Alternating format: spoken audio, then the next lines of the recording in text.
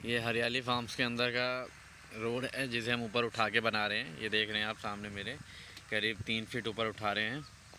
ये अब मेरे राइट साइड में जो 62 गज के प्लॉट थे अपने रेजिडेंशियल, वो हैं। ये काफ़ी लोगों ने बाउंड्री चालू कर दी है। ये देख रहे हैं आप, बाउंड्री हो रखी है। ये हरियाली फार्म्स का गेट है पीछे की तरफ। तो अपना ये रोड है पक्का करके, मजबूत करके से दोबारा से ऊपर उठा के बना रहे हैं। और क्योंकि जो अपने रेजिडेंशियल वाले प्लॉट हैं उसमें काफ़ी लोगों ने बाउंड्री स्टार्ट कर दी है। ये देख रहे हैं आप सामने अपना एंट्री गेट है, मेन एंट्री है जो, और ये अपना रोड है।